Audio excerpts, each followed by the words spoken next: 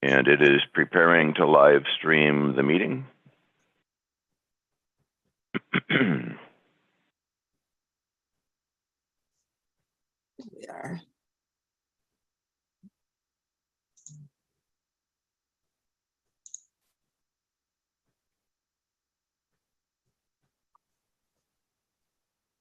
And it looks as though we are going. So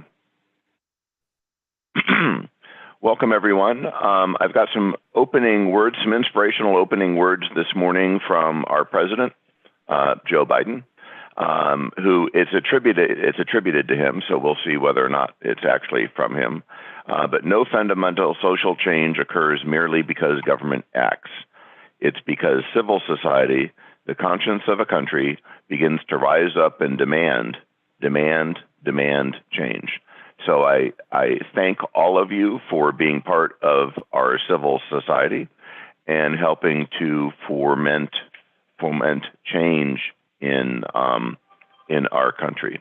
I would like to look at the proposed agenda. I do have one proposed change to the agenda that was mentioned in Wednesday's email and this morning's reminder email.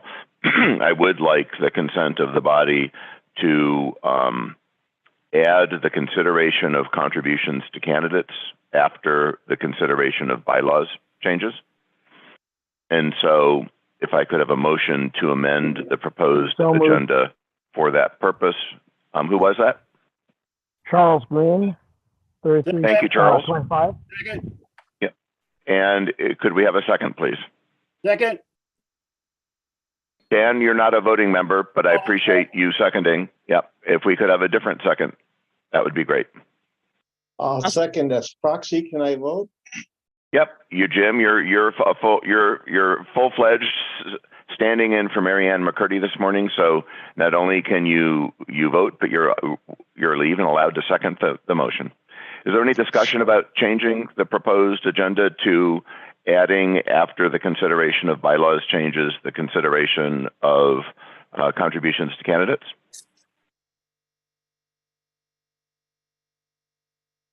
None appearing. All those in favor of amending the proposed agenda, please say aye or wave your hands wildly. Aye. Aye. Aye. Aye. Is there anybody opposed to amending the agenda? The proposed agenda has been amended. Are there any other alterations to the proposed agenda that anyone would like to consider?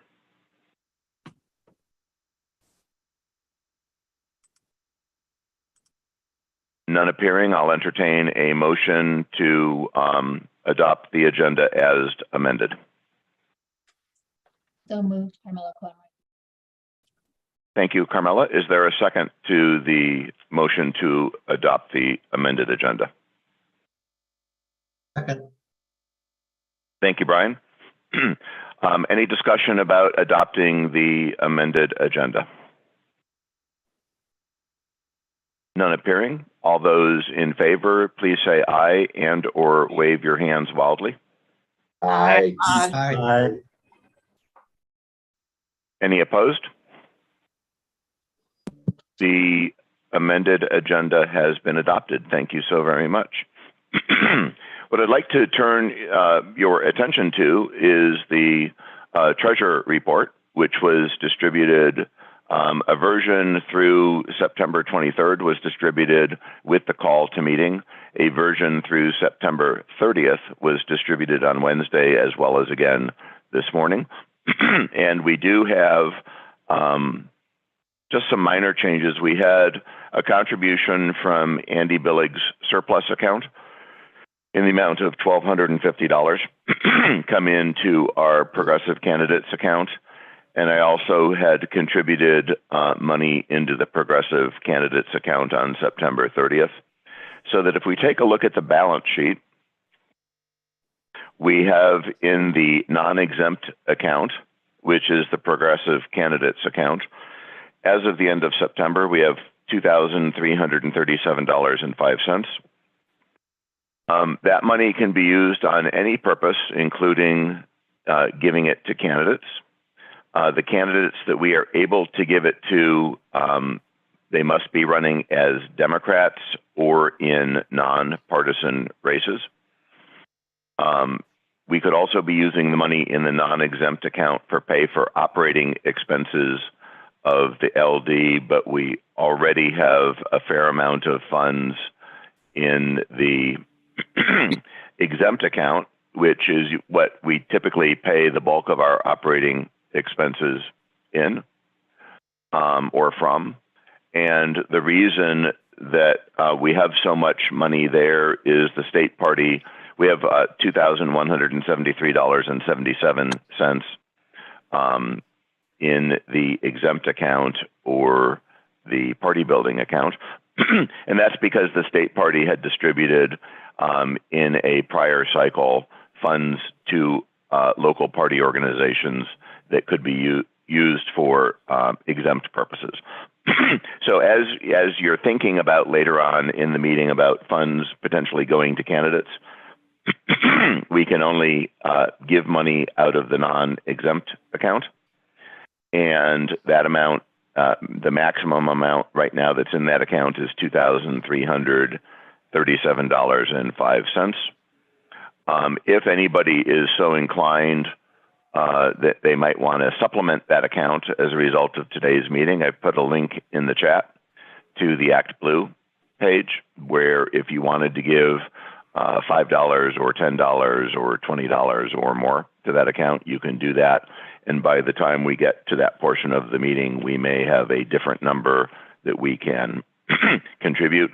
I would recommend that at the most, given the current balance of the account, that when we get to that stage, we limit our LD's contributions to a maximum of $2,000. There are some expenses that get charged to that account that we need to have in place to cover expenses. So just from an abundance of caution perspective, I would suggest that the maximum that we give is limited to $2,000. But if we do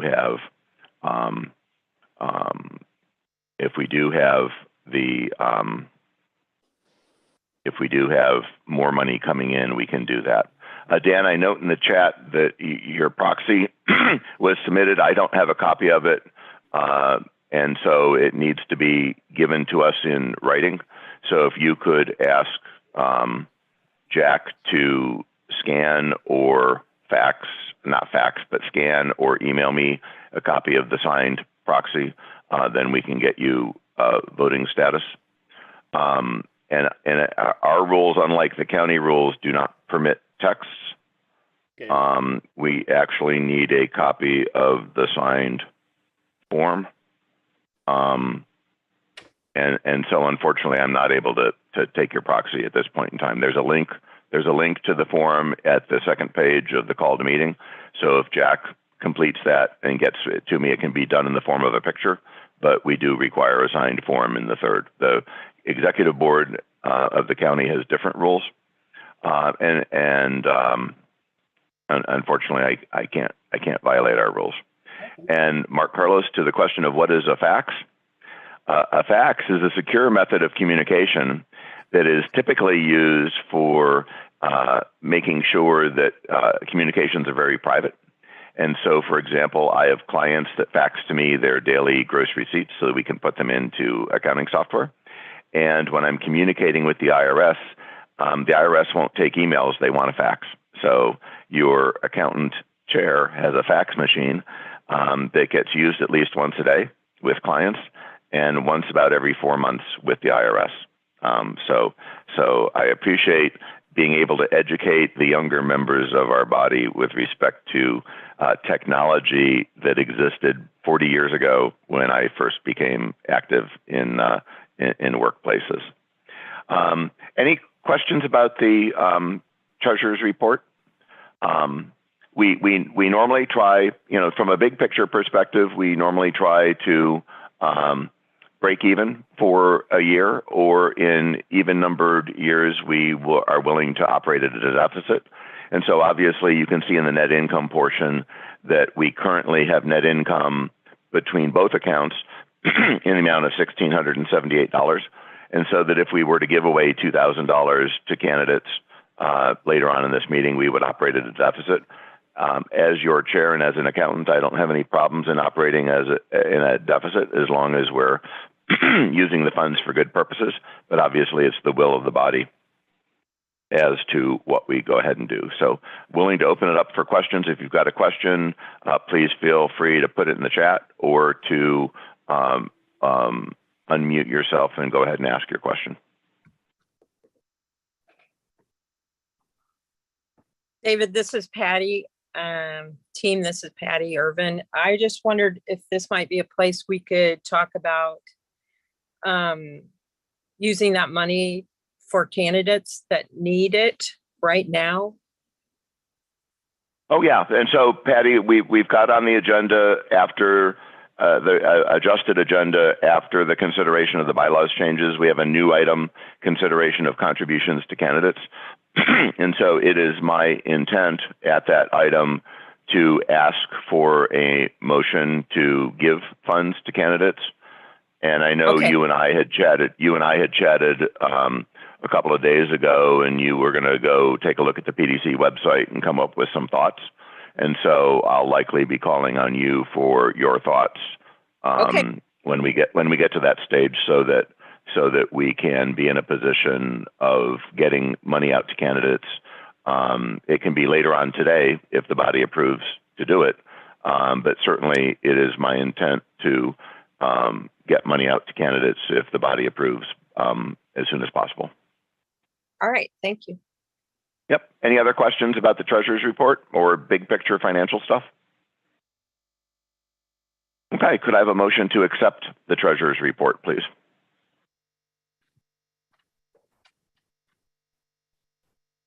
Motion to accept, Candy Craig.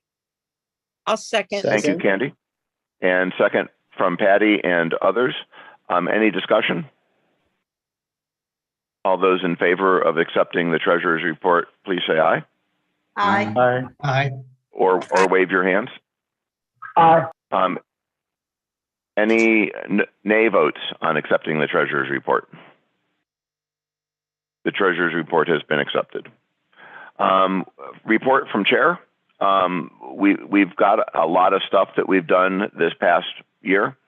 Our next meeting is scheduled for December 3rd, which is the first Saturday in December. It counts as a quarterly meeting as well as our reorganization meeting. For those that are new to the game, the reorganization meeting is where PCOs that were elected either automatically in the primary election or actually in the primary election gather together for the first time and choose the officers of the legislative district for the next 2 years. Only PCOs who were elected in August get to participate in that meeting because the terms of other PCOs terminate as of November 30th. So if you are an outgoing PCO, I thank you for your service to the legislative district for the last 2 years or longer. And I know we have some new PCOs that will be joining us in December. The State Party's Rules Committee is going to be advising local party organizations as to whether or not that meeting is required to be held in person. The Governor Inslee's state of emergency with respect to COVID ends at the end of October. We're going to be voting on a proposed bylaws amendment for other meetings of this body to potentially meet via Zoom if that's what the body wants to do. But I just wanted to give you a heads up that December 3rd at 10 a.m. meeting might be required to be an in-person meeting.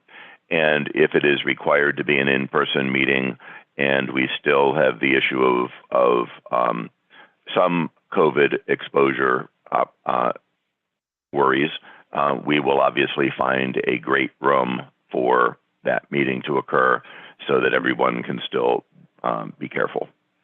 But I do want to ask you, especially if you are continuing for the next 2 years, either because you were elected as as a newly elected PCO in the August primary, either because you had no opposition or you beat your opponent. Please mark the calendar for Saturday, December 3rd at 10 a.m. and we'll figure out sometime in the month of November whether that meeting is in person or via Zoom. And that about concludes my report. Mark, did you want to speak to anything with respect to state committee, or would you like, I know Carmela, I don't want to put you on the spot, but Carmela, you were at the state committee meeting. Mark, you were working on candidate matters that day. So I don't know, Mark, whether you want to give a state committee member report or whether you would like me to ask Carmela to talk a little bit, if she's so inclined, about what occurred at the state central committee meeting in Wenatchee. And I'm always happy to rack my brain to try to figure out what the state central committee did in September if the Mark option and the Carmela option falls through. Oh, right. You actually read my mind because, so like you were saying, I was working for our fellow PCO on this call, Tim Ormsby, and also for Marcus Riccelli at the Lower South Hill party. There was a lot of great people coming over to our table. So I'm very happy that Tim and Marcus are still popular and we're going to secure those seats. Also, I want to report that as your state committee member, I've been working with the coordinated campaign and sending them to the right folks, including our lovely county chair. So I will kick it off to Carmela.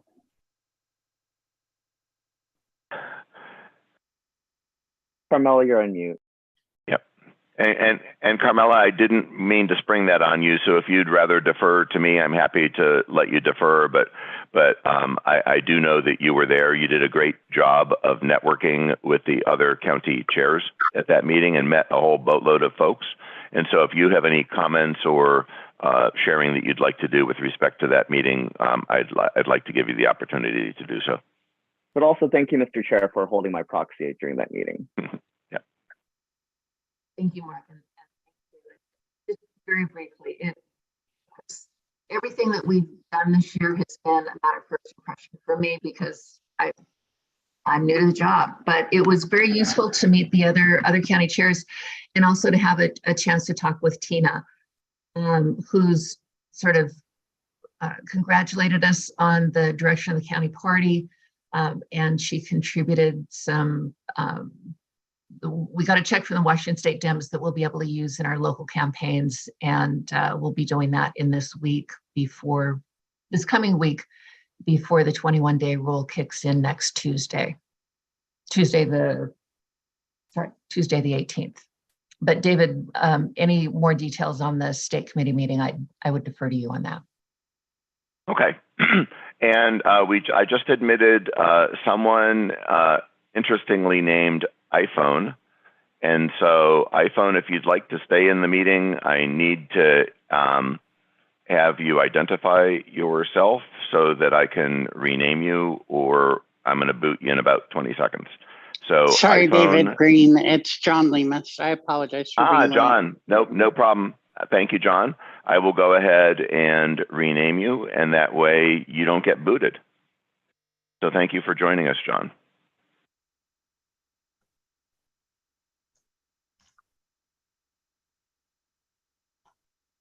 And let me mark you in as well. And so one of the principal purposes of the State Central Committee meeting, it was the first in-person State Central Committee meeting for this entire 2-year term because COVID prevented meetings before that. So it was actually great to see old friends, make new friends, and relationships at the state party level as at the local party level are we can do all the Zooming we want, but you don't really get to know people until you have the opportunity to chat with them in person and maybe have a drink or a snack or something like that. And so it was great to have the opportunity to see old friends, make new friends. One of the principal purposes of the meeting was to nominate Democrats who appear on the ballot. And the nomination process protects the Democratic Party's interest if a candidate gets elected and something happens to them, either they resign or they may pass away, and so by nominating candidates that appear on the ballot, if something happens to them during their term of office, the Democratic Party gets to recommend 3 people to be their successors. If in Spokane County, if something were to happen to Tim, or if something were to happen to Maggie, the county commissioners get to pick. And so, but we only are able to do that if we nominate. And so I'm pleased to report that Maggie and Amber and Christopher Jordan and Vicky and Tim and Marcus were all nominated as candidates from Spokane County. We also picked up Michelle Kelso and Ted Cummings over in the 6th LD and the 4th LD. But the whole process of nominating is to reserve the party's rights that, assuming those candidates win their races and something happens to them during their term of office, we have the ability to recommend replacements to the body that figures out who those replacements are going to be. A number of resolutions were passed. Those are all available on the state party's website, wa-democrats.org. I believe there is a listing of all the resolutions that were done. And the state party did give guidance to local party organizations.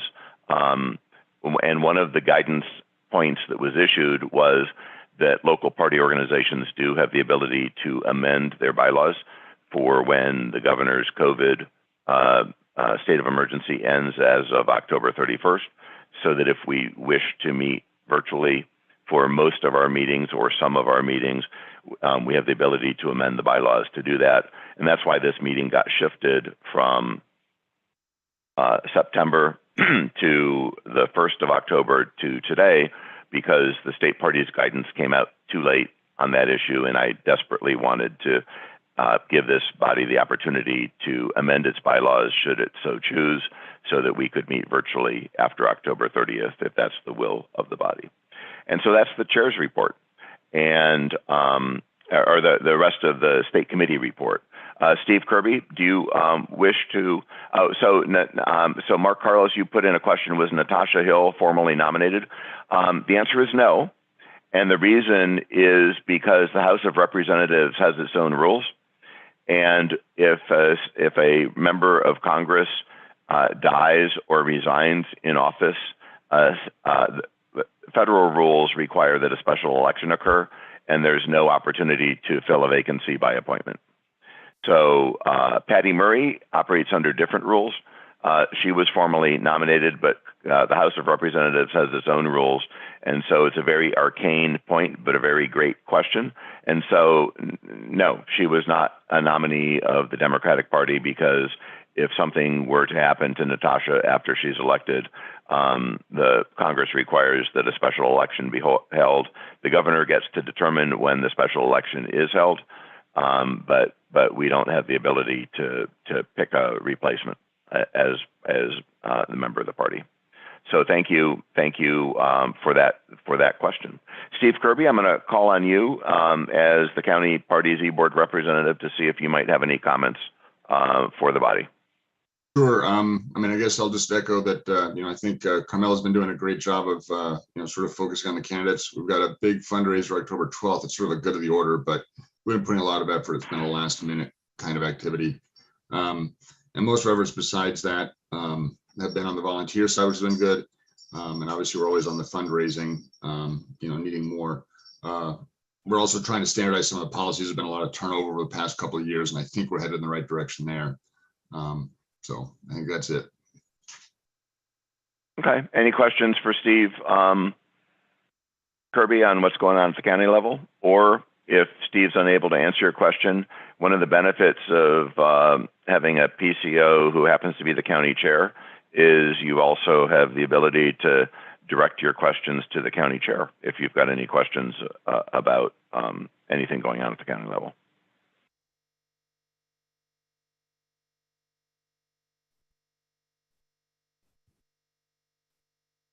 David, I have more of a comment than a question. Sure. If I could I'd just like to mention, we've got an independent expenditure that we've made on behalf of Vicki Dalton. Vicki has been opposed to having yard signs. And so without coordinating with her campaign, we went ahead and made an independent expenditure to buy some 4x4s and some yard signs. We sent out a flash funding request for people to contribute to that effort. $25 donations gets you a yard sign for your own yard. So we've got those available for pickup at the office, and you can make a donation via the website. And so far, we just put the request out on Tuesday last week, and we've made $825, which is about a third of the cost of that expense. Very cool. And so if you would like to have a Vicki Dalton yard sign, Carmela, what's the size of those signs? Are they standard yard signs? Or are they Jugunda yard signs? Yep, standard 18 by 24 inches. And Okay. we've got lots of H frames available if people don't have any of those to spare in their garages. Okay, super. Thank you so much. Patty, did you have any comments you'd like to give as vice chair?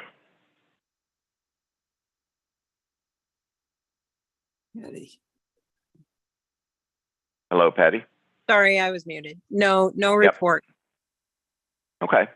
I just pushed the button and I've admitted congressional candidate Natasha Hill into the Zoom room, and there she is. And just before Natasha was admitted, her sister, one of our state central committee members, Lou Hill, joined us as well. So, Lou, are you being driven or are you driving?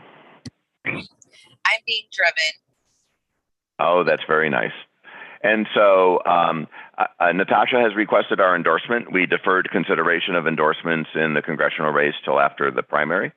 And I'll just open up Natasha's portion of our meeting by saying I first was introduced to Natasha when I had the opportunity to submit nominees to Andy, Marcus, and Tim for the Spokane County Redistricting Committee. And I submitted 6 names. Natasha was among them. Natasha was appointed.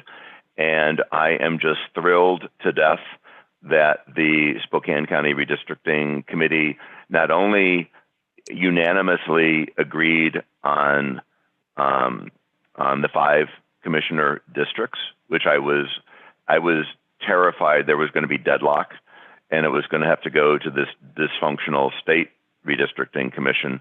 But as it turns out, those 5 redistricted districts turned out to be splendid districts from our party's perspective. So Natasha, on behalf of the 3rd Legislative District Democrats and me, I want to thank you for doing a great job of redistricting our county commissioner districts, and turn it over to you to talk about what you have done since then, because I hear you're running for Congress. Is that correct? Yeah, well, David, they said you can't run for county commissioner after you do the redistricting. So I figured, where can I jump in and have an impact? So ultimately, I want to thank David for putting my name out there. This is something I didn't envision a couple of years ago in terms of getting into politics, but being back in Spokane, where I'm from, born and raising my kids and running my law practice here, I just care. I have a really strong passion for wanting to use this platform that I have to do good work in our community, help get more people engaged, and doing this organizing with our party out in community. There's so many issues, so many things people can do to get involved. So having that opportunity to have somebody like David Green just decide to put my name out there. For some of you I ran for Spokane County Central Committee Chair, and I lost. But this was a venture to really push myself to get involved. So redistricting, obviously, we had a good outcome, and now we have these amazing 3 Democratic candidates running for office. And it's the first time we're going to be able to elect proportionate representation for Spokane County, which is the largest in the 5th congressional district. So I've been supporting Maggie Yates, Chris Jordan, and Amber Waldreth throughout. And I thought that Well, what we know and what we learned, in particular from Lisa Brown's race in 2018 for this seat, is that it's not just about the amount of dollars we can raise, it's about the amount of people we can engage. We've got to get new folks engaged. We've got to get new people turning in their ballots. We've got to get new folks registered to vote or aware of their new right to vote, reinstatement of rights, automatic registration for our young folks, expanding the rights to vote here in Washington state, gives us every opportunity to do just that. I knew getting involved, I could say, hey, if I'm doing it, you should do it too. Basically leading by example. So I am here, asking for the endorsement for our 5th congressional district, U.S. House of Representatives. We have a real opportunity to retire Kathy McMorris Rodgers this midterm. She is as weak as she's ever been in terms of her loyalty to the Trump side of the Republican Party, her violation of her oath and objecting to certifying the election. With everything she knew then that's come out now in the investigation, I've heard even from a lot of Republicans who voted for her in the past, that it's just gone too far. They want a representative who's focused on the priorities and interests of people here in Eastern Washington, not just fighting these party politics that Trump has now taken over their party. And we just can't tolerate that kind of hate and violence in our region. We've fought these fights before. We've dealt with hate groups. We've dealt with racism, obviously, not that it's gone away, but we have actively worked to put to rest some of the hate that has come into our region. And having a U.S. representative who's not speaking out against that, not willing to stand up because it would jeopardize, which I think we all can see would jeopardize her position in the party. We know this is about self-interest. This is not about representing people here in Eastern Washington. What I can say is that I've been an advocate for 15 years, or more than 15 years as an attorney. I have taken an oath to uphold our Constitution. I know I can connect with voters and young folks and communities that haven't been as engaged, that have been overlooked, that have felt underrepresented, that have just kind of checked out, because I come from a neighborhood where I know that that's common. Growing up in Hilliard, growing up poor, not having not just the education, but that connection to community, that you feel like your voice is going to matter and that you're actually going to be heard. What I've realized is that when we come together and we do this organizing, that's how we have the greatest impact. For me, getting into this, I looked directly at what we can do to empower people in our community, to address some of the inequities, to hold folks accountable. So some of my platform includes strengthening our labor and unions, making sure people have that collective right to organize, to make sure they get fair wages, to make sure they have protections and safety, and good benefits. That empowers people to be able to make those decisions for themselves in their industry, in their workplace. As an attorney who's represented employees who've been whose wages have been stolen, who face discrimination and retaliation, I know how important it is to have support when you're under attack as an individual. When we have so much, the corporations and employers do have so much, resources and power. In addition, investments in children and families is a huge part of my platform and why I decided to run. As I mentioned, I'm raising my kids here. We know how expensive childcare is. We know how squeezed the middle class has become because of the focus on corporate welfare instead of social programs that could help promote safety and welfare and health in our communities and help our families, raise their children. That includes infrastructure. That includes our environment. That includes healthcare and childcare. In addition, as I mentioned, having studied the Constitution, understanding the importance of these principles and ideals that we're striving for, and protecting that at all costs, making sure that democracy is working, that every vote counts and is heard. I'm dead set on making sure that we have that baseline of protecting our democracy, where we're not supporting election deniers when we've been elected to office 9 times, talking about Kathy, obviously, but then fanning those flames, putting Vicki Dalton under scrutiny. This is not justified, it's not warranted, and they want to waste our taxpayer dollars.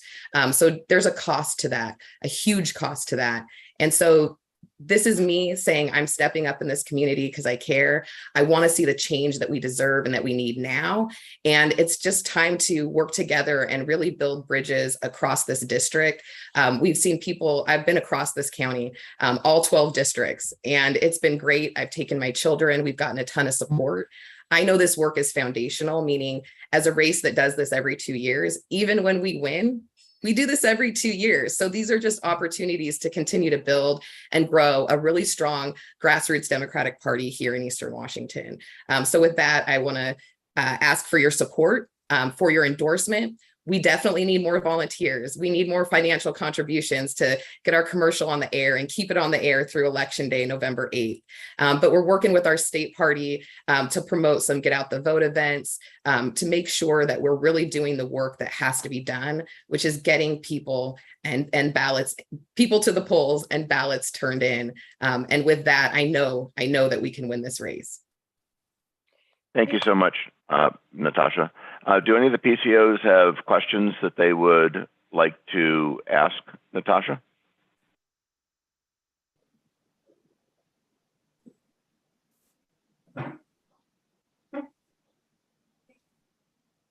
Natasha, I think you must. Was that your hand, Carmela? I think that was a clap. I think it was a virtual clapping, because I'm not seeing any hands up. Natasha, thank you so much for. Can I share just one more minute of some just updates that I know you guys will want to have on your radar, unless someone did have a question that was about to. No, I just wanted to point out that I feel that you're the first millennial and the first woman of color that we've had on our side that's running in this race. Yeah. So congratulations on breaking those barriers, and hopefully in November you will be able to send you to Congress and break more barriers. Absolutely. Well, and with that, what we've got to really spice things up here is what I think most folks are really waiting for, which is a debate with Kathy. October 20th, they've scheduled a debate. It's KSPS, public radio and or public broadcast system, and Spokesman Review. It's going to air at 7 p.m. I haven't heard on registration or ticketing. So as soon as we get more information, we will share that out with everyone. I'll make sure you get that, David, to share out. But yes, October 20th, we do have that debate, the only debate so far. We're open to more. I think we're in a crunch time. And so far, we haven't had her appear at any other forums that we've been invited to, including Dayton. I was down in Dayton, which is Columbia County, about 30 minutes from Walla Walla. Went down to Liberty Theater. Got to get up on stage with my really cool American flag t-shirt. I really wanted to inspire folks down there and really see me as somebody who could represent for them. But I think overall we got some cheers, and I think we did a good job.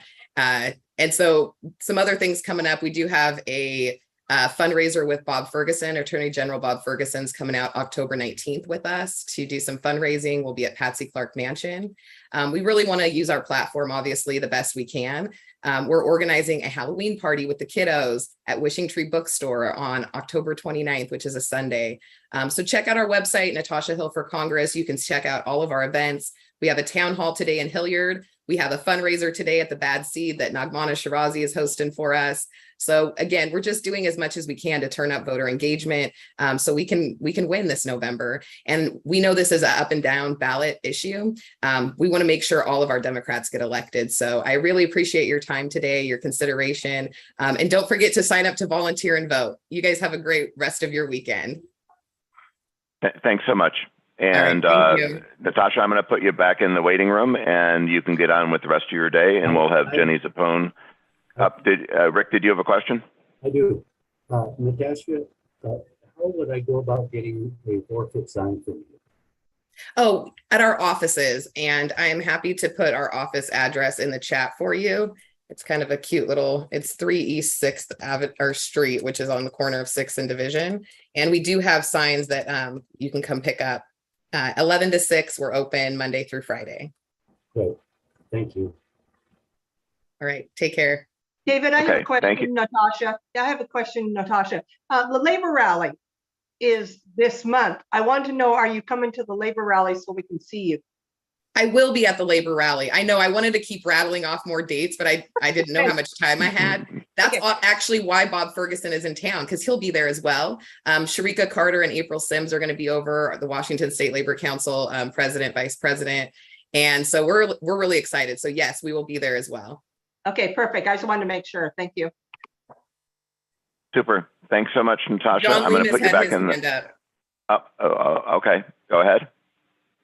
Oh, I Don? just wanted to point out that Natasha is the only candidate who's running in this cycle who has made any effort to do outreach to a disabilities community.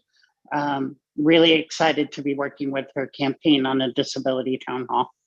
Yes, that's coming up too. So if you check our website, we'll be posting on social as well, but we are planning that with John's help. So we're getting some great support from folks here. So we do appreciate all of you. I see a lot of familiar faces, so thank you again. Yep. Thank you so much, Natasha. Thanks.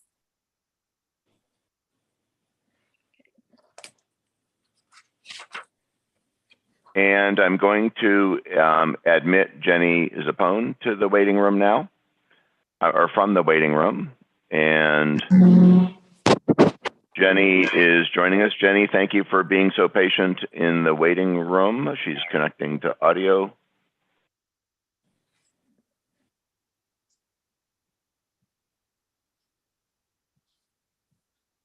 And Jenny, if you have the opportunity, feel free to unmute yourself. And if you care to, turn your video on.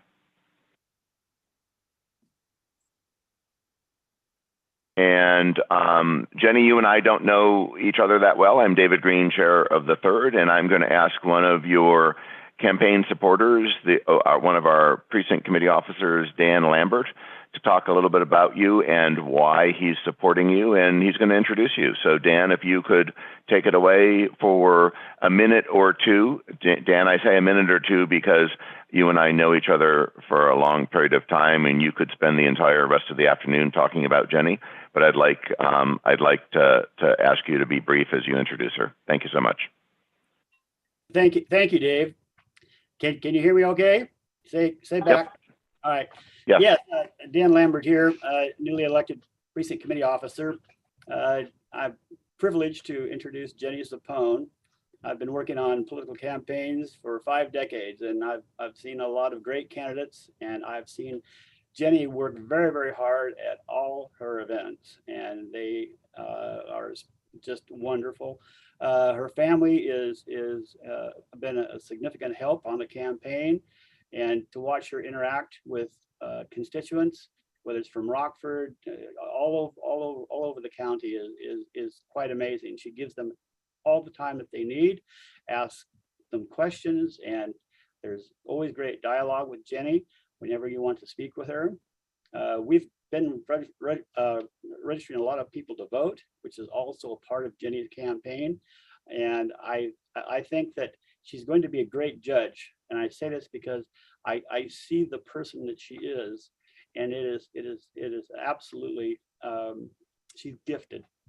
She's very, very bright, and has all the elements necessary to be a successful member of our Spokane County bench. And so without further ado, Jenny Zappone. Jenny?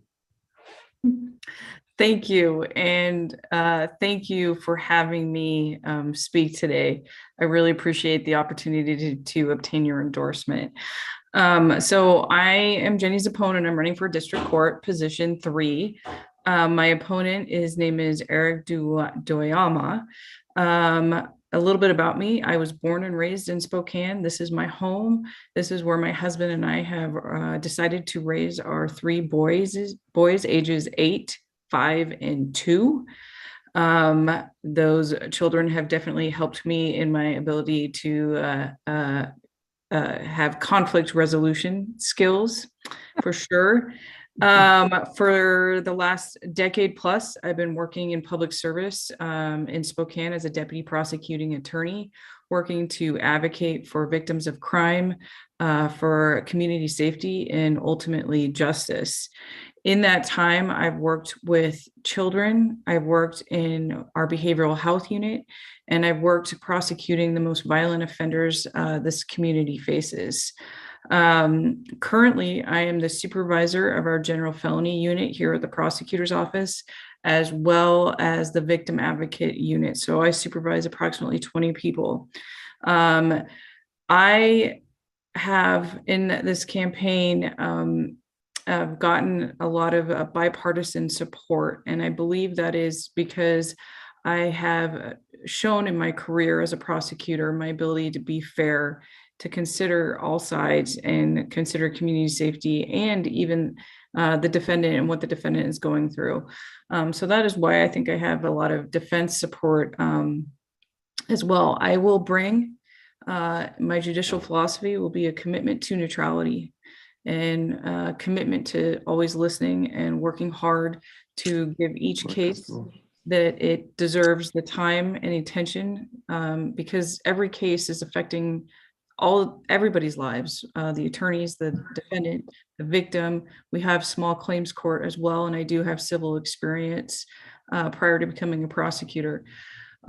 So in my career, I've worked in the system. I've been in the trenches. I know the law, and I believe a good judge has the ability to know how the law works and has practiced doing that in trials.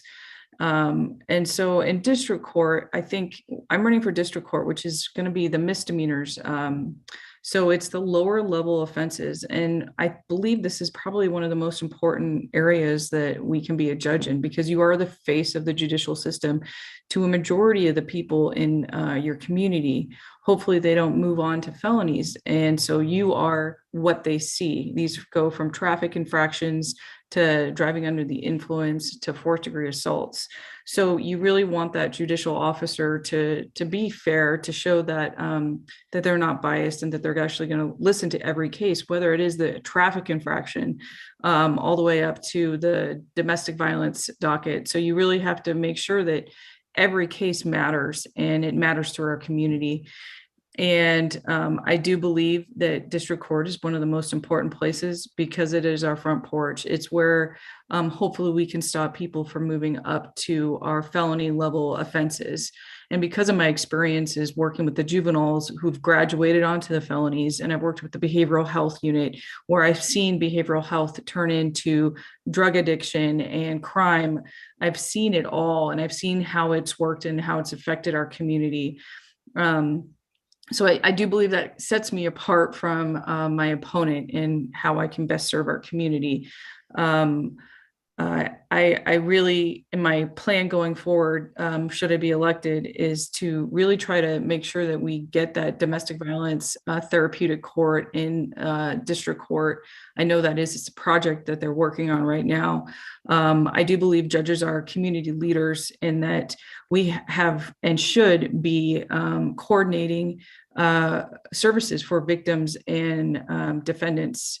So that is one of the ways we can do that, is by instituting that domestic violence court and helping our community. I really think we need to be more transparent in our community. I think our community's lost a lot of trust in our criminal justice system. So how do we do that? And I think that's getting out there more and speaking more and letting people know exactly what our court system is doing. I'm all about safer communities and a stronger Spokane. And I chose that slogan because I think it means a lot of things. It means getting that behavioral health treatment for people, getting treatment where people are amenable to treatment, but also holding offenders accountable. What I've also seen is a lack of respect for the law, or a lack of respect for our community as the years have gone on. So how do we instill that accountability while also taking into consideration rehabilitation and ultimately community safety? So I've seen it all. I've done it all. I'm really excited to make a difference in district court. I believe I'll bring an energy and, like I said, a commitment to neutrality. And I've been in front of so many judges, and those judges I may not have agreed with, but the good judges are the ones that I knew that they knew that they've worked hard on the case, that they listened to everybody, and they were unbiased. And so those are all the attributes that I will be striving to every day. In my career, I was one of the youngest females in major crimes, youngest attorneys in major crimes. And I believe that was because of my work ethic. And I've always strived to give 110% to our community.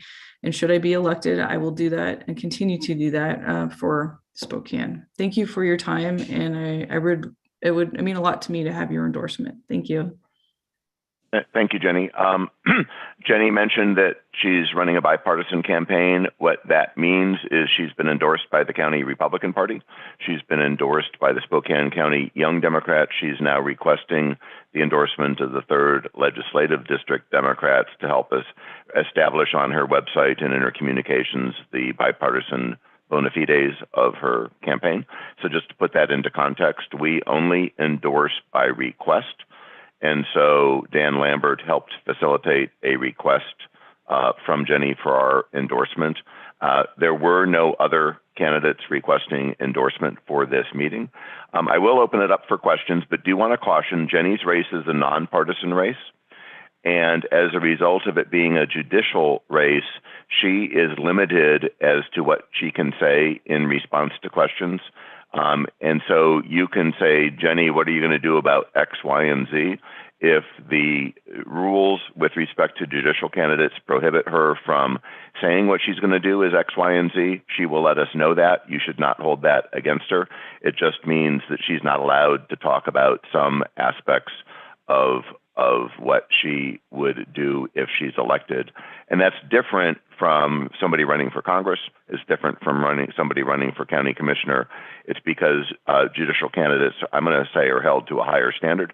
So feel free to raise your hand or unmute yourself if you've got a question, but just be fairly warned that she may not be able to answer if your question, it's not that it's too difficult, it may just be out of bounds with respect to the topic. Anybody have any questions for candidates Zapone?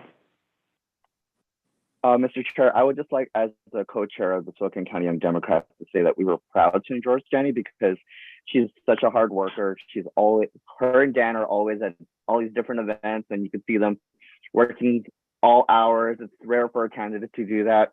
And also, as someone who survived family violence with domestic violence history, I do appreciate someone actually doing something for that in Spokane, because there's not a lot of folks who are doing that and not a lot of services. So it's great that she actually has that torch as someone who's moving that forward. So thank you for asking for endorsement and being here. Any questions for the candidate? Yep. David, this is Yes. Yvette Joseph, and I wanted to just commend Jenny for just having compassion and a thought for people who have behavioral health issues, and I just applaud you for that. I wanted to offer my endorsement and move to support that as well. So if without, I don't know if you need a motion to do that, or if because I'm transferring from the 6th to the 3rd, if that's possible. Yep, it's possible. Yvette, I'm going to put you down. Once Jenny's answered any questions, we'll be voting on endorsements after the candidate has left the room. Just in the terrible case that it goes wrong, we don't want to have to look at her while we're not endorsing her. I don't think that's going to be the case, but I'd like to have this time with the candidate for any questions. And when we get to that stage, Yvette, I will call on you for a motion if you're still inclined to do that. Any questions for the candidate?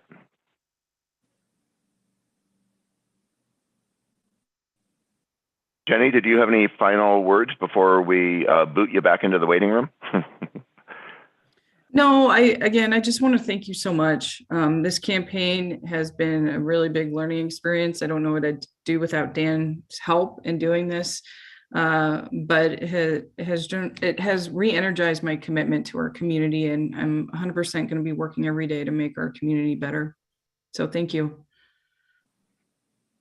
Thank you so much, candidate Zapone, and I'm going to place you back into the waiting room, and we'll move on with our business, and I'll communicate with you after the meeting as to what the results were. Thank you so much. Okay. We had two candidates request our endorsement. The first was Natasha Hill. The second was Jenny Zapone. I'm going to call on Yvette for a motion with respect to candidate Zapone. Okay. Thank you, David, Mr. Chair. I am very delighted to offer my endorsement, as I said, personally, and just I really hope that our 3rd legislative district will do that as well. I'm so excited for her and her campaign. I'm glad she's a downhill racer, that she's, you know, traveled extensively because of her racing accomplishments, and that she's had some time at Gonzaga Prep where my kids went. But basically, I just want to strongly support her endorsement by our legislative district. Thank you. And is there a voting member who would care to make a second to that motion? Candy Craig, second. So Yvette has moved and Candy has seconded that we, the 3rd Legislative District Democrats, endorse the candidacy of Jenny Zappone for Spokane County District Court Judge, Position 3. Is there any discussion?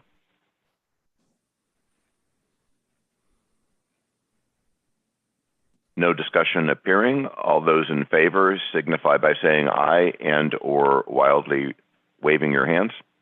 Aye. Aye. Aye. Aye. Aye. Are there any no votes? None appearing. The motion to endorse has been approved, and the 3rd Legislative District has endorsed the candidacy of Jenny Zappone for District Court Judge, Position 3. I'm going to entertain a motion as the privilege of the chair to ask Lou Hill to unmute herself to move the endorsement of her sister, Natasha Hill, for Congress. Hi, everyone. With great pride and so much love for my sister, I would love to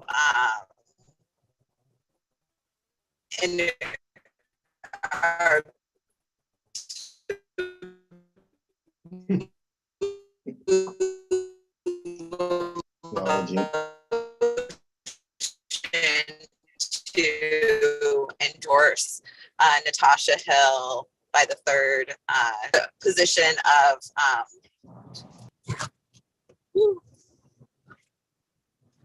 Thank you, Lou. It was a little bit garbled, but I interpreted it that Lou Hill, sister of candidate Natasha Hill, has moved that her sister be endorsed by the 3rd Legislative District for Congress. Is there a second to the motion from a voting member? I second. I second that. Thank you so much. Is there any discussion with respect to the endorsement of Natasha Hill for Congress? None appearing. All those in favor signify by saying aye and or wildly raising your hands. Aye. Aye. Aye. Is there any opposition to the motion for endorsement? And the motion has passed. We have also endorsed Natasha Hill, Congress candidate for the 5th Congressional District by the 3rd Legislative District Democrats. Thank you so much to the candidates as well as to everyone who joined us. We're going to move to the bylaws change. The language was sent out. The language that came to you came from the Bylaws Committee, which was comprised of your executive board members. I seated them as Bylaws Committee for this purpose. And the proposed bylaws change utilizes state party language to permit but not require the 3rd Legislative District Democrats to meet virtually when the state party permits us to do so. And so that's where the language came from. Before I ask for a motion, does anybody have any questions with regard to why we're doing this, or does anybody have any quibbles with respect to the language? David, this is Jim Waverday. On the PDF that I received, I could not see the last paragraph. For some reason, it wouldn't scroll down to the last couple of sentences. Is there something important there that I missed? So the only sections that changes are in Article 7, Section 1, Paragraph C. Okay. And so if it truncated at D, that's because D was not changed. Okay.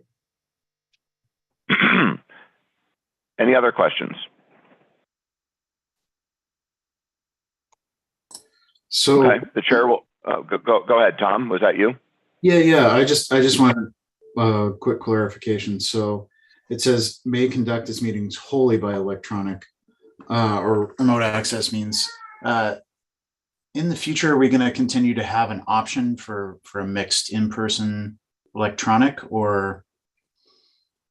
And so wholly excludes the possibility of hybrid. And the reason that's recommended by the state party, the reason that it excludes the possibility of hybrid is because the concept of hybrid meetings under state party general guidelines require that everyone be treated the same. And it is intensely difficult to treat everyone the same when there's a combination of in-person versus electronic. And so the recommendation of the state party is that hybrid meetings be discouraged, if not prohibited, so that everyone can be treated the same. And so that's why it's either wholly going to be in person or wholly going to be electronic, meaning Zoom. So great question. And if you've got any follow-up to that, happy to entertain any questions or follow up on that topic. So David, this does not contemplate hybrid meetings pursuant to guidance from the State Party Rules Committee. David, would this change to bylaws apply to every meeting, or would the group have the option to do one meeting virtual and the next quarter in person? We could bounce back and forth, or so basically, the chair does not decide how we're going to meet. The body or the executive board decides how we're going to meet. During the COVID emergency, the state party required us to meet virtually because meetings were unable to be held in person. The body may determine, or the executive board may determine, that out of our 4 quarterly meetings, 2 are in person, 2 are via Zoom, or the body may determine that it wishes to meet only in person, or it may determine that it wants to meet virtually as often as we can. And I, as chair, I'm happy to implement whatever the body decides, but it's ultimately not my decision. It's ultimately not the executive board's decision. It's ultimately the precinct committee officers voting on how it wants to hold its meeting. So excellent question, Jim.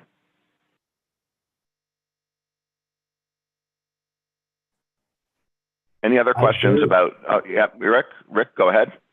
Yeah, I very much prefer condensing any bylaws, and this appears to actually work. So I support anything that is much easier to understand. Okay, and Rick, could you repeat your comment, because I had difficulty hearing, and I'm wondering if others might have had difficulty hearing as well. I just support simplifying any bylaws recommendations, because it makes it much easier to understand and much harder to not. Okay, and so what this bylaws does is if we do not pass it, we will be required to meet in person. If we do pass it, the body, meaning the group of PCOs, has the ability to choose if we want to meet in person or if we want to meet via Zoom. And so that's really what the bylaws change is about. Let me scroll up to, I don't see any other hands raised. Are there any other folks that might have comments about the big picture? And keep in mind that you may be muted, so if you're trying to talk, just check your mute setting as well. Candy Craig? Thank you. I think it's really important that we have the possibility of meeting virtually and in person, depending on what we're doing. And for us at the Retired Public Employees, we have found with all the Zoom meetings that we've had more participation from our almost 12,000 members. But we've also found that some people don't have emails. Some of us old people don't have emails in different areas, and some are afraid to actually go on to Zoom. This group, we're so used to being on Zoom all the time. But I believe it's really important that we have an option. And I think at RPAC, Retired Public Employees, we'll be having some more Zooms because we can get more participation. We will be having our executive board in November in person, but I'm asking for you to make sure that we have an option. Yep, and I will pass along as your presiding officer that attendance has been better on Zoom than it was in person. More people have participated via Zoom than we ever had at regular in-person meetings, but it does come as a cost because we don't get to know each other as well when we meet via Zoom, and we don't get to sort of gel as a body when we meet via Zoom. So, I'm not going to push the PCOs if the bylaw passes. I'm not going to push the PCOs one way or the other. But I think at the reorganization meeting, which, as I indicated, we may be required by the state party to meet in person on Saturday, December 3rd, I would expect that we would have a robust discussion at that meeting, whether it's in-person meeting or not an in-person meeting, and get everybody's thoughts out on the table. And we're scheduled to have 4 quarterly meetings in a year. And there's nothing that prevents us that says, they're going to be 50-50 between in-person or Zoom.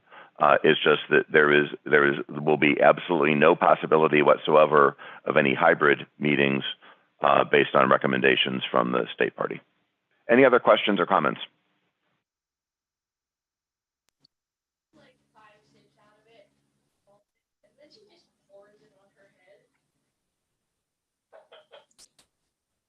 Erin, is your hand raised? Yes. Okay. Yep. Go ahead. I am wondering if we had virtual meetings as far as the voting aspects and discussion of things that we're voting on, but could have in-person gatherings in spaces where there's Wi-Fi for folks who want to be in person, but the meeting itself would happen virtually. Like, for example, at the library. Where folks could bring their computers and still participate in a virtual way, or there's computers there where people can still participate in the meeting in a virtual way, but still have those opportunities to just be in the same space and communicate with each other and connect. Yep. And so that's the definition of a hybrid meeting, which we cannot do because there may be someone who, for health reasons, cannot be present in person. And so what the state party has indicated is there are inherent differences in treatment between some people participating virtually and some people participating in person. And they do not believe that meets our state party's guidelines of full participation. And so that's why hybrid is off the table. It does mean that we may choose as a body to have some events that are in person only. They may not be meetings, or they might be meetings, but maybe we have a social that's an in-person social where we have the ability to gel as a body and get to know each other. And let me open up chat because I want to be able to read what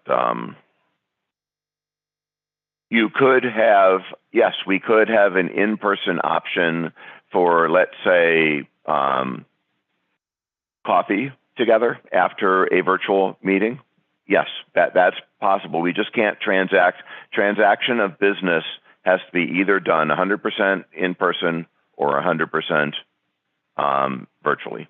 Yep. But yes, we can have social events. We can have a combination of things subject to what the body determines. Yep. Okay. Any other questions? Let me scroll back up to make sure that I see virtual hands raised. And if you have a comment or a question, I would encourage you simply to unmute yourself and ask away. So this is basically being not only suggested, but enforced by the state Democratic Party. Rick, the question was? Is this a state recommendation or a state mandate? The state will invoke, if you're trying to have a hybrid meeting and your hybrid meeting does not fully permit full participation by all parties for whatever reason, anything that you do at a hybrid meeting, if there is not the ability of everyone who is a voting member to be able to fully participate, then any action taken at that meeting would be void. And so that's why the state is suggesting, rather than trying to have hybrid meetings, to go one way or the other, either 100% virtual or 100% in person. But they're in effect warning local party organizations that if you try to have a hybrid meeting, for example, the third LD, 100% of our PCOs right now have access to the internet. So, and before redistricting, one of our PCOs did not have access to the internet. And so post-COVID emergency, we would have a problem. The county party would have a problem if it has PCOs that do not have access to the internet and tries to do a hybrid meeting, because that forces that one person to attend in person or give a proxy, and it raises issues. And so the suggestion from the state was try not to have hybrid meetings, because if you do it poorly or if somebody complains afterwards, the action taken at the meeting may be void. David, I thought he was asking about where this, what the authority was. And as you introduced it, I believe what you were saying is this is an existing rule that the state party is interpreting to mean this. So it's not a new rule. It's not a new rule, right? It's not a new rule. No, the rule has always been, and it goes to Robert's Rules of Order, that voting members must have the ability to have full participation at meetings. And it just comes down to, technology and the pandemic has sort of overtaken a lot of things. So the state party temporarily waived the in-person requirement due to the emergency. But the governor is now saying his COVID emergency proclamation expires at the end of October. And so therefore, we no longer have any state party exemption from having to have in-person meetings unless our bylaws are changed. And so, Rick, to your question, it goes to a combination of Washington state circumstances with the COVID emergency, the temporary exemption by the state party's executive committee over meeting in person during the emergency, and the state party's unwillingness to tell local party organizations exactly how to run their meetings. They want the local party organizations to be able to have the option. And they have told us that if we want to have the option of meeting virtually, our bylaws have to change before we can meet virtually. And so I think does that answer your question, Rick? Yeah, it does. Thank you. Okay. Yep. Does anybody else have questions?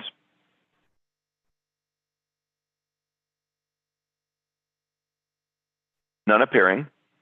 I will ask for a motion to adopt the proposed bylaws change. So moved, Candy Craig. Candy, thank you. Is there a second? Second. Seconded by Rick. I will have a brief opportunity for further discussion because Robert says I need to do that. I think we've fully discussed it, but is there anybody else who has a comment, pro or con, one way or the other? All those in favor, please say aye and or raise your hands wildly. Aye. Aye. Aye. Aye. Aye. Does anyone vote no? And I would appreciate a no vote verbally if that's the case.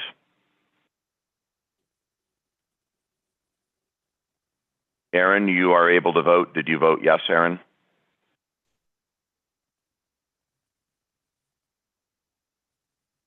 Aye, yes. Yep, thank you. Aaron had sent me a direct message asking whether she had arrived late, but yes, if we're taking a vote and you're present, Aaron, you're able to vote. Okay, the bylaws amendment has passed. And the last item on the agenda is contributions to candidates. As we discussed in the chair's report and in the treasurer report, we have my recommendation based on the amount of cash in our non-exempt committee account with the Public Disclosure Commission being at $2,300 and change. My recommendation to the PCOs is that no more than $2,000 of that be sent to candidates. It's possible to send less, but I would recommend that the maximum amount be limited to $2,000. And I will entertain a motion from Patty Irvin with respect to laying a motion on the table for discussion. So Patty, if you could unmute yourself and make your motion, that would be great. Yes, I make a motion that we contribute, and can I just do this in total? Well, we need to have it broken out by candidate. So I make a motion, we donate or contribute to Maggie Gates' campaign $750. She's in the most competitive race, and it's the most contested, and she really needs our support. And I've checked into the PDC information, and it seems like she needs more of our money than others. Okay, and what do you include in your motion with respect to the other candidates? We're going to do it as a group. Oh, you said individually, so I thought. Yeah. So second part of my motion then would be that Chris Jordan received $500, and the third candidate I'm saying we should contribute to is Vicki Dalton for $500. And the fourth is Amber Waldruff of $250. And that's a total of $2,000. Amber's done incredible in terms of fundraising. And so I think we still need to support her, but not as much as we do, especially Maggie Gates, Chris Jordan, and Vicki Dalton. So that's a total of $2,000. Did we receive any money during the meeting? Let me go ahead and take a peek. Go to Act Blue.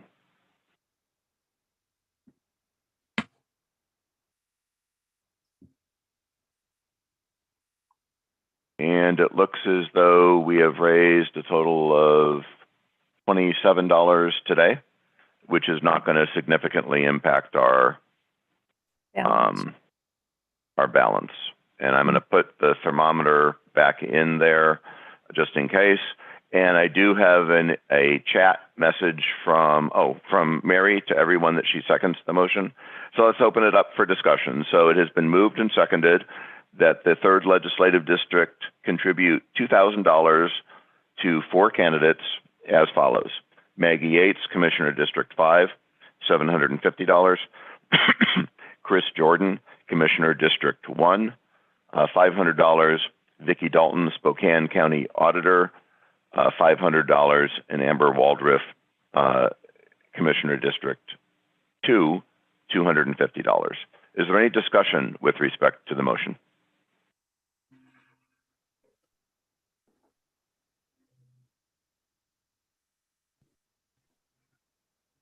Yeah, I Rick? actually really like the idea of staying as local as we possibly can, since these are really critical races for us democracy in place.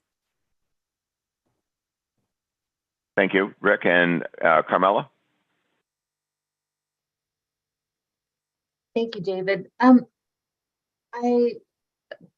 guess a point of clarification. Am I misreading the Treasury report? I'm seeing about $2,100 as exempt and $577 as non-exempt. Yep, on Wednesday, an updated report was sent out as well as this morning. It was repeated.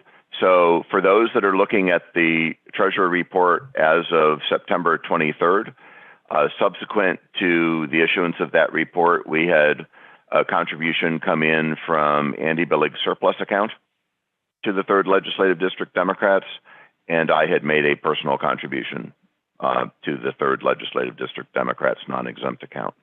So the updated Treasurer report that was sent out Wednesday and repeated again this morning shows a current balance in the non-exempt account of $2,337.05. Okay, thank you. Thank you for that clarification. Yep. Then with respect to the amounts that we give, I prefer that we give more money to Vicki Dalton. Hers is the closest of our 4 priority races, both in terms of primary results as well as in terms of how much money she and her opponent have been able to raise and spend. It's the tightest of these 4 races, and I would argue the one that's the most important to every race going forward. Okay, and Carmela, would you care to make a motion potentially then to take Amber's 250 down to 0 and increase Vicki's to 750? I actually would prefer to take 250 from Maggie's so that we still have, as a sign of support, still give Amber 250, but make it 500 for Maggie, 500 for Chris, 750 for Dalton, and 250 for Waldrop. Okay, and from your chair's perspective, we do not need to, Amber knows we have her support. So we have a very limited amount of dollars. I do not believe that Amber would be unhappy with simply an endorsement. And so we're sort of at the stage where we have to have a discussion over, we don't need to give anybody a minimum amount, but what we want to do as an organization is to deploy our resources strategically to get the best opportunity for all 4 of these individuals to win their races. And so given that, Carmela, since you have made a motion and I gave a little bit of gentle pushback, would you care to rephrase your motion or restate your motion if you choose to restate it? Can I just say something, David? No, not at this point. We have, it's a privileged motion to amend. And so Carmela has the ability to either repeat her motion if that's what she chooses, or to restate it if she doesn't choose. Then there needs to be a second, and then we can have discussion on that. I'm happy to restate it as David suggested, so that we end up with 750 for Yates, 750 for Dalton, 500 for Jordan. Okay, is there a second to Carmela's motion? Second. Okay, now we have the opportunity. David, will you repeat that Yep. again? So, I can write so it now, down? yep. So now we have the opportunity to discuss. And so what we had a motion to make it 750 for Yates, 500 for Jordan, 250 for Waldrop, and 500 for Dalton, adding up to $2,000. And there is now a motion to amend those amounts to 750 for Yates, 500 for Jordan, 0 for Waldrop, and 750 for Dalton. It still adds up to $2,000. And so what I would like to do is open up discussion on the motion to amend. So if you have thoughts or feelings one way or the other on the motion to amend, now is the opportunity to talk about that motion to amend. Okay, this is Patty. I don't know, Yvette, are you talking? I see your name on here. Anyway, I would support that amendment because Amber has raised a lot of money and is doing well. And I agree with the argument for Vicky Dalton. Is there any other discussion? I'm not seeing any hands raised, so I'm relying on you unmuting yourself if you wish to speak to the body.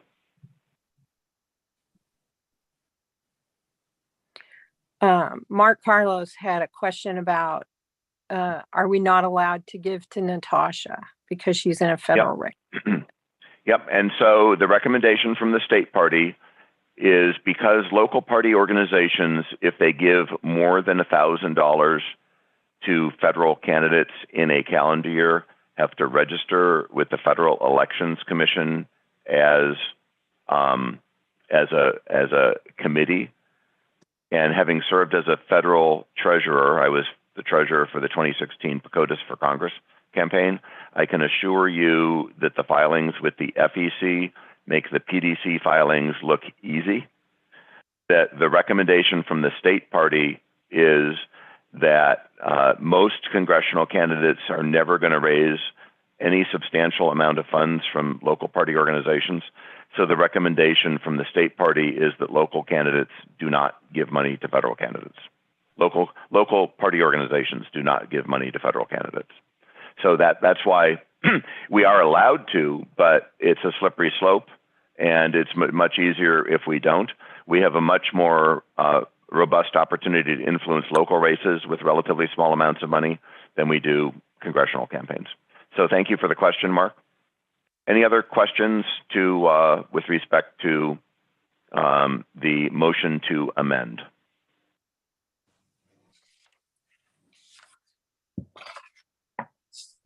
Rick, do you have a question? No, I was just. Okay. You were just getting ready to vote, huh? Nice try to push me along. It worked. We're gonna vote on the motion to amend. So we are moving the motion that is in front of you is to amend the recommended amounts to $750 for Yates, $500 for Jordan, $0 for Waldrop, and $750 for Dalton. All those in favor, please say aye and/or raise your hands. Aye. Aye. Aye. Is there anyone who votes no?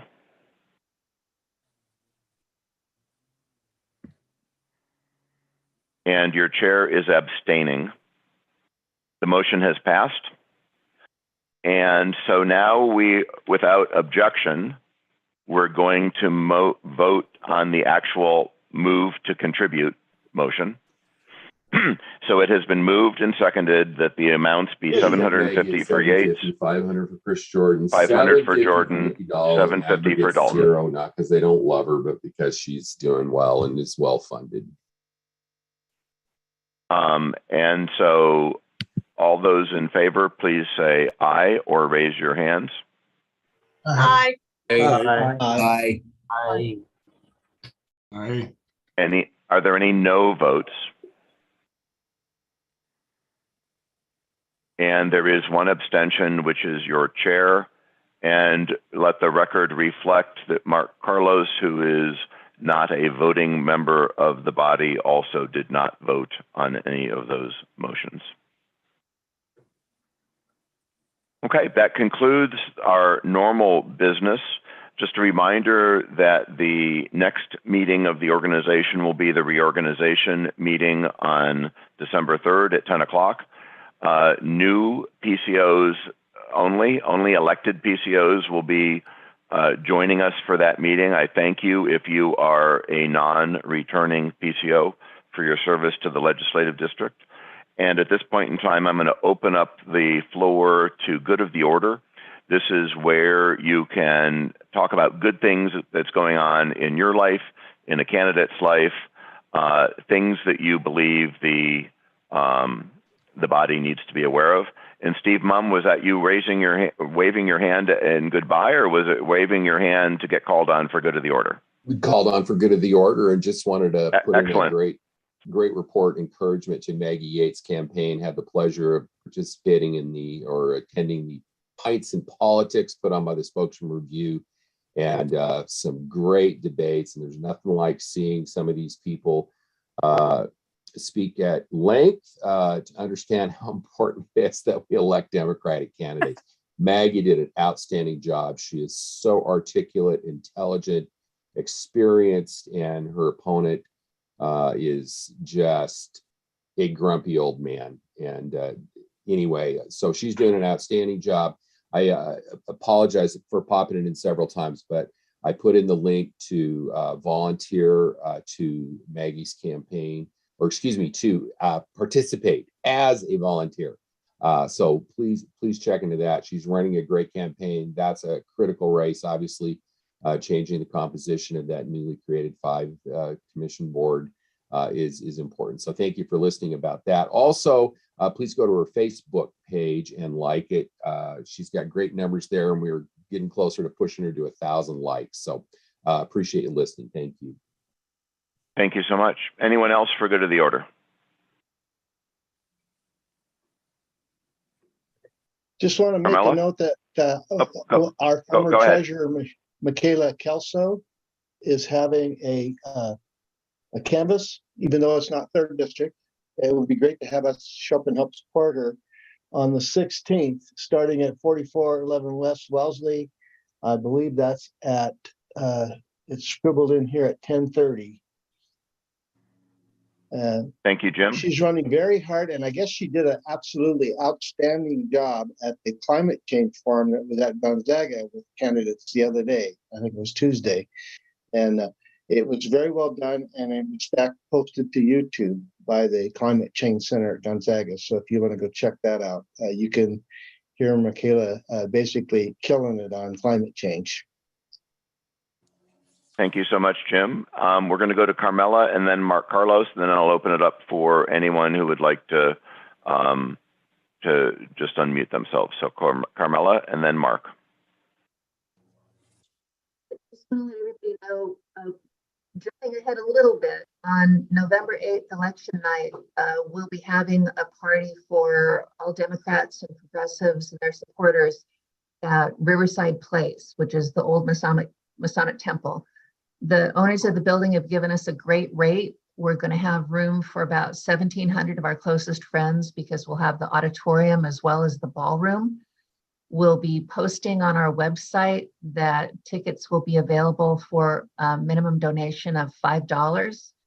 And we're planning on, with our next fundraiser, we're planning on contributing to that so that all volunteers can participate and turn out together regardless of financial ability.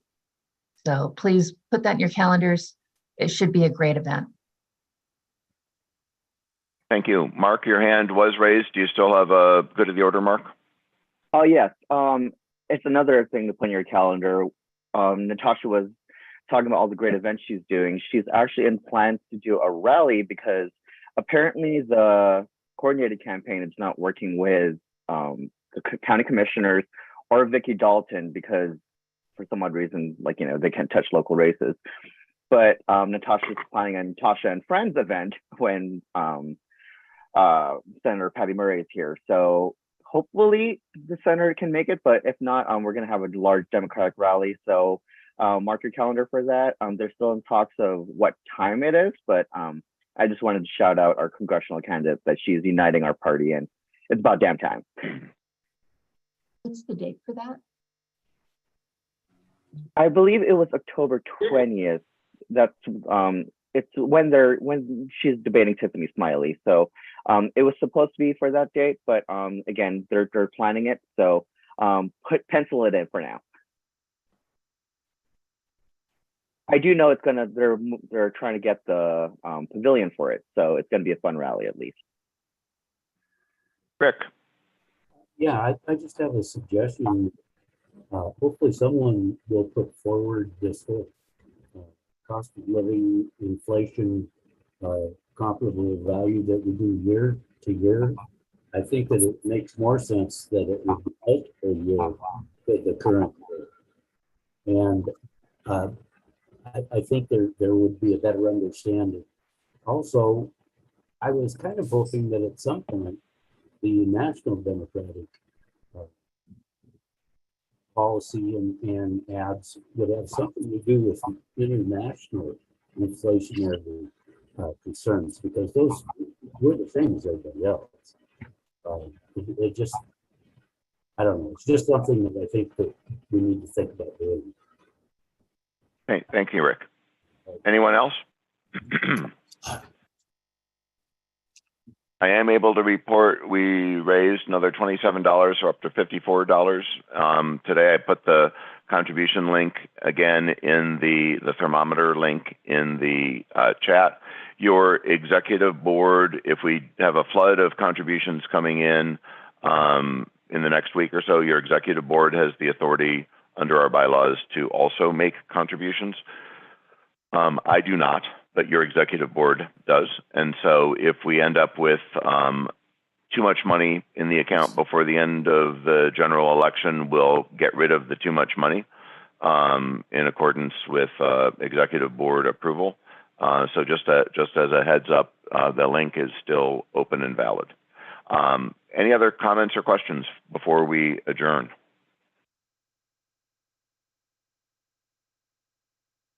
And without objection, this meeting is adjourned. If anyone objects, you need to speak now or forever hold your peace, because I'm about to hit the end button.